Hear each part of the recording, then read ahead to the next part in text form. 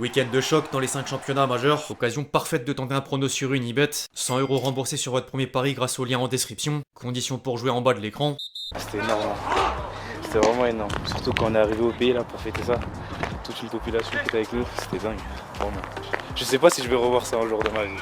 L'équipe, j'espère que vous allez bien aujourd'hui suite de la série transfert. On va gentiment rentrer dans la dernière ligne droite du mercato hivernal et les clubs vont accélérer le mouvement pour peaufiner leur effectif avant les prochaines échéances de la seconde partie de saison. La première ligue est encore en train d'aligner des montants XXL. Les clubs italiens ont avancé dans le sens des départs comme des arrivées et la Ligue 1 pareil, en voyant notamment l'OM signer Quinton Timber et Nwaneri. En parallèle, il y a toujours les dossiers des prolongations. D'ailleurs, Vinicius était amené à faire une nouvelle mise au point après Real Madrid-Monaco. La tendance, c'est a priori d'aller vers un nouveau contrat, même si aucun accord à l'heure actuelle. Derrière, il est toujours pisté par l'Arabie Saoudite. En parlant de l'Arabie Saoudite, le président d'Al Ittihad vient de révéler avoir proposé un contrat d'1,4 milliard à Messi en 2023. Si Vinicius venait à aller en Saudi Pro League, c'est forcément transfert record. Bref, on va sans plus tarder parler concret, mais juste avant les amis, je vous demande un service, le même que d'habitude, à savoir évidemment lâcher votre plus beau like. Vous connaissez le refrain, très important sur la série transfert. Merci vraiment à tous ceux qui le font.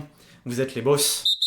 On entre dans le vif du sujet en France avec le Paris Saint-Germain en passe de boucler première recrue hivernale. Le PSG a trouvé un accord contractuel avec le jeune milieu offensif formé à la Masia Dro Fernandez, dont la clause libératoire est de 6 millions d'euros. Le joueur était sur le point d'être parisien, mais le transfert est encore en attente à cause du Barça furieux de la situation. En plus d'avoir écarté le crack espagnol de l'équipe première, le club catalan a fait pression pour améliorer les conditions de départ et viser de meilleures sommes d'argent dans l'opération. D'ailleurs, Hansi Flick venait confirmer la position défensive du Barça en étant interrogé sur la rumeur en conférence de presse. Je cite, je veux pas répondre parce qu'en tant qu'entraîneur, je mets beaucoup d'énergie dans les joueurs pour qu'ils s'améliorent, mais il y a beaucoup de monde autour des joueurs. Si Hydro finit par aller dans un autre club, demande-moi et je parlerai, mais pas maintenant. Quand il y a des joueurs qui arrivent avec du potentiel, on a un plan pour voir comment ils s'entraînent, leur performance et leur attitude, s'ils sont professionnels. Nous avons une excellente équipe et il est pas facile de prendre des minutes, c'est clair, mais chaque séance d'entraînement rend ses joueurs meilleurs. C'est la façon normale et quand ils méritent de jouer, ils jouent bien sûr. Il y a des joueurs de 17 ou 18 ans, il y a des gens autour d'eux qui prennent des décisions, mais je veux rien dire d'autre. En attendant l'évolution du dossier, le champion d'Europe a vu l'Atlético Madrid montrer un intérêt pour Gonzalo Ramos et Canguilhi, mais toutes les parties sont opposées à un départ. Derrière, Nasser Al-Khelaifi vient d'évoquer la prolongation de Dembélé sur Canal+.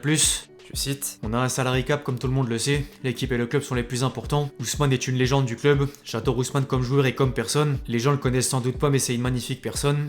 Du côté de Marseille, le mercato est passé à la vitesse supérieure, après avoir libéré Paul Lirola et Ruben Blanco, l'OM fait coup double en mettant la main sur le milieu central néerlandais Quinton Timber contre 4,5 millions d'euros et le joueur d'Arsenal Nwaneri en prépayant d'un montant similaire sans option d'achat. D'autres arrivées pourraient encore être enregistrées dans les prochains jours. Les dirigeants marseillais sont positionnés sur Hadj Moussa et désormais Sacha Boey en plus d'Imad Abdelli toujours en négociation. Au passage, Benassia vient de faire une mise au point sur les derniers dossiers au micro de Canal+.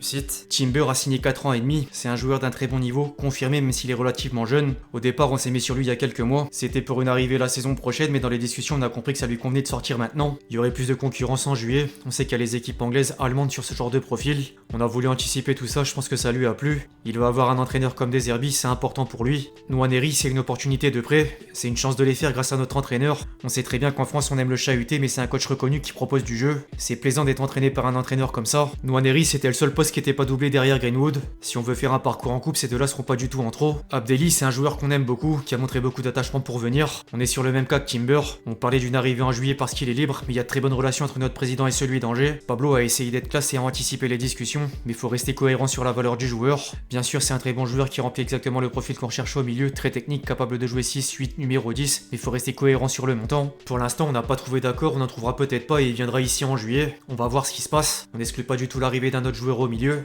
D'ailleurs, il y a une autre alternative en la personne du joueur français de com d'Acuna. En parallèle, le club olympien devrait céder Ulysse Garcia vers un départ à l'Hellas Vérone et Neil Maupay, suivi par Séville, Lille et le Paris FC. En parlant du PFC, le premier a multiplié les pistes dans différents secteurs, dont Mathys Tella en attaque. L'ancien Rennais vient en plus d'être retiré par Tottenham de la liste en Ligue des Champions. Patrick Zabia au milieu de terrain et Diego Coppola en défense. Par contre, Edin Dzeko n'est plus à l'étude en ayant rejoint Schalke. Dans le reste des informations autour de la Ligue 1, Strasbourg a investi 7 millions d'euros sur le jeune ailier droit marocain Jessim Yassine. Rennes s'est offert l'international polonais Sébastien Szymanski contre 10,5 millions d'euros. Derrière, le club breton pourrait accepter des offres XXL pour Jérémy Jacquet et Kader Meïté. Le premier est déjà d'accord avec Chelsea sur les termes d'un contrat et le second a une approche d'Al Hilal prêt à débourser 40 millions d'euros. Lens a récupéré Mathieu Georgelin pour le rôle de gardien remplaçant suite à la blessure de Régis Gürtner. Après avoir prêté Satriano à Retafe, Lyon s'est attaché les services du milieu danois Noah Arte contre 7,5 millions d'euros plus bonus. L'OL devrait également encaisser une somme identique grâce au transfert de Savarino à Fluminense grâce au droits économiques du joueur acquis sous John Textor. Toulouse a reçu une nouvelle proposition de 23 millions d'euros de Wolfsburg pour Charlie Cresswell. Angers s'est fait prêter un ancien Toulousain en la personne de Van Den Bomen. En parallèle, le cas Sidiki Sheriff est en suspens. Crystal Palace a déjà convaincu le joueur, mais le club anglais serait bloqué par les interférences de plusieurs intermédiaires. Après avoir envoyé Bernard Engen au Standard de Liège en prêt, Nice fait partie des prétendants pour l'international suisse Ricardo Rodriguez.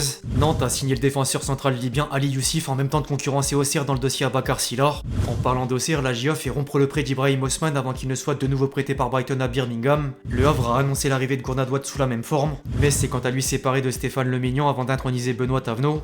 Place désormais au tour d'horizon des cadres européens en allant d'abord du côté de l'Angleterre. Après avoir prêté Echeverry à Girona et investi 23 millions d'euros sur Marc Guéhi, Manchester City sera en contact avec Fulham pour vendre Oscar Bob. Manchester United vient d'officialiser le départ de Casemiro en juin prochain. Tottenham s'est offert le jeune latéral gauche brésilien Sousa contre 15 millions d'euros avant d'attaquer la piste Robertson en fin de contrat avec Liverpool. D'ailleurs, les Reds pourraient faciliter l'opération pour avoir la primauté dans les négociations du dossier Van de Ven en échange l'été prochain. Aston Villa va rapatrier Tammy Abraham pour 21 millions d'euros plus bonus. De quoi écarter la piste Mateta, intempestée par les Villains sans concurrence avec la Juventus. Derrière, le club entraîné par Unai Emery s'est positionné sur Loftus-Cheek suite à la blessure de Boubacar Kamara. West Ham a rejeté une nouvelle offre de Flamengo à hauteur de 40 millions d'euros pour Paqueta. Après avoir posé 15 millions d'euros sur le milieu défensif hongrois Alex Stott, Bournemouth vient d'aligner un peu plus du double pour recruter le jeune attaquant brésilien Ryan. Arsenal a quant à lui validé un nouveau prêt de Zinchenko à l'Ajax. On enchaîne désormais en Italie avec Naples actif dans tous les sens. Les partenaires au pays vont prêter Noah Lang au Galatasaray et Lorenzo Luca à Nottingham Forest, tous deux avec option d'achat d'environ 30 millions d'euros, en même temps d'enregistrer la signature de l'attaquant brésilien Giovanni pour 20 millions d'euros. Le club entraîné par Antonio Conte a également ciblé Jérémy Boga, Daniel Maldini, Sancho, Sterling et Lookman.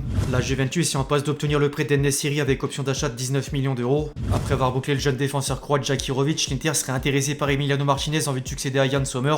En parlant de gardien, la Lazio a avancé la piste Eduardo Motta pour remplacer Christos Mandas vers un prêt à Bournemouth. Le club romain devrait également perdre Romagnoli, déjà d'accord avec Alsat sur les termes d'un contrat. Du côté de l'Allemagne, Leipzig va céder Timo Werner au Earthquakes de San José. La formation Red Bull a dans le même temps fait du milieu allemand Rocco Reis une priorité en vue de l'été prochain. Le Bayern est toujours en opération prolongation. En plus des cas Upamecano et Gnabry vers une issue positive, Harry Kane pourrait être prolongé avant l'été prochain. Derrière, le club bavarois a commencé à préparer le prochain mercato en étant positionné sur l'arrière droit néerlandais Jivair Ruud et Yann Diomandé en plan B. Quant à l'Espagne, janvier est plutôt calme. Après avoir prêté Ter Stegen à Girona, le Barça aurait prévu de relancer le dossier Julián Alvarez en fin de saison. En parallèle, le Real Madrid est de nouveau lié au nom d'Haaland et Enzo Fernandez, mais la dernière nouvelle est surtout à propos de Vinicius. L'attaquant brésilien vient d'être amené sur le dossier de la prolongation après Real Madrid-Monaco. Je cite: « Je veux rester au Real Madrid pendant longtemps. Mon renouvellement, il me reste encore un an. Nous sommes très sereins. J'ai confiance dans le président, il a confiance en moi. Nous avons d'excellentes relations. Nous réglerons les choses en temps voulu. Pas de précipitation. Par contre, l'Arabie Saoudite a toujours le rêve d'attirer Vinicius. Al Ahly lui aurait offert un contrat d'1 milliard d'euros et l'entourage du joueur a gardé le contact avec les Saoudiens depuis plus d'un an. Affaire à suivre. Dans les derniers officiels, sinon, l'Atlético Madrid a prolongé le fils de Diego Simeone, Giuliano, jusqu'en 2030. Bologne s'est offert le défenseur central norvégien Eland contre 6 millions d'euros et l'international suisse Simonsson en prêt avec option d'achat de 14 millions d'euros. Les Rossoblo ont dans le même temps prêté Giovanni Fabian à la Fiorentina avec obligation d'achat en cas de maintien en Serie A. Le Benfica a envoyé Rafa Obrador au Torino en prêt avec option d'achat de 9 millions d'euros avant d'annoncer le retour de Rafa Silva. Osasuna s'est attaché les services de Raúl Moro pour 5,5 millions d'euros plus bonus. Dortmund prête Julien Duranville à Bâle. Wolfsburg a investi près de 10 millions d'euros sur le buteur japonais Kento Shogai. Le Sporting vient de poser 6,5 millions d'euros sur l'ailier droit sénégalais Souleymane Faye. Enfin, des nouvelles d'un certain Eduardo Bové. 13 mois après avoir subi un arrêt cardiaque en plein match, le milieu italien s'est engagé avec Watford. A noter qu'il était contraint de quitter l'Italie par rapport à l'interdiction de jouer avec un défibrillateur au pays. C'est pas le cas en Angleterre.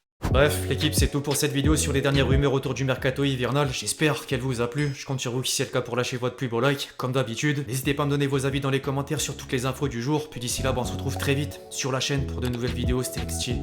Ciao, ciao.